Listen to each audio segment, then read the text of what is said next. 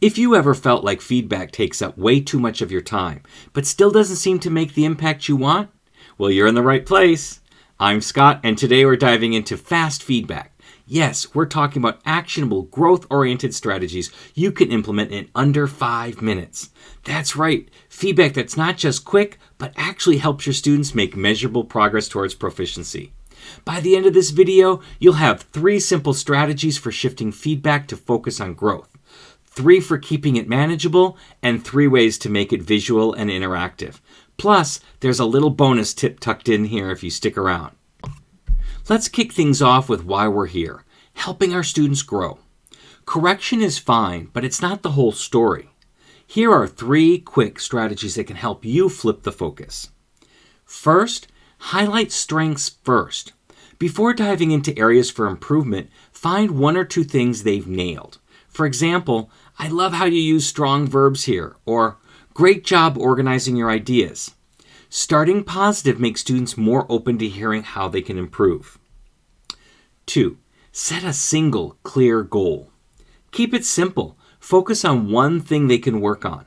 For instance, instead of fix your grammar, say, next time try using the past tense consistently. This prevents overwhelm and gives them a clear path forward. And 3. Use growth-oriented language. Avoid making it about what they did wrong. Instead say, here's one way to level this up for next time. It's a subtle shift, but it makes a huge difference in the mindset. You're busy, and feedback shouldn't take forever. Here's how to make it doable without sacrificing impact. 2 stars and a wish. This method is gold. Share 2 things a student did well and 1 area to work on. Easy to say, easy to remember, and easy for them to act on. Sticky notes for instant feedback. Keep a stack of sticky notes handy.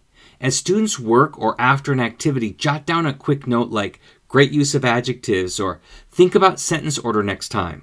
It's quick, personalized, and doesn't interrupt the flow of your lesson.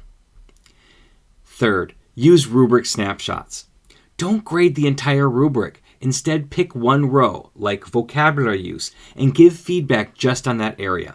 It keeps things targeted and saves you loads of time. Quick pause. If you're finding these tips helpful and want to take your feedback and assessment game to the next level, I've got something for you.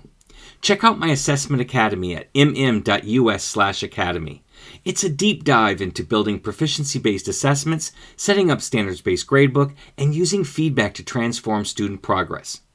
If you're serious about making assessments work for you, this is where you want to be.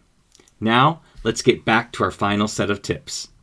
Feedback doesn't have to be a boring back and forth. Here's how to make it more engaging for your students. Color coding for clarity. Use green for strengths and yellow for areas to improve. For example, this sentence is a great green, but this part could use more detail, yellow. It's simple, effective, and students see where they're growing. Feedback dice.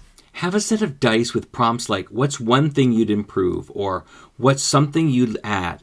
Roll the dice with your students for quick, interactive feedback. Peer feedback with prompts. Teach students to give structured peer feedback. Something like, I loved how you, and next time you could.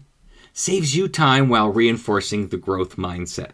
And there you have it. 3 ways to shift the focus to growth, 3 ways to simplify feedback, and 3 ways to make it more interactive and visual. Now I'd love to hear from you. What one feedback strategy you've used that's made a big difference in your classroom?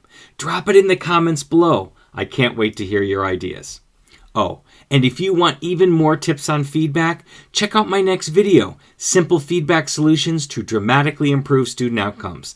It's packed with practical ideas you won't want to miss. And as always, happy comprehensible input.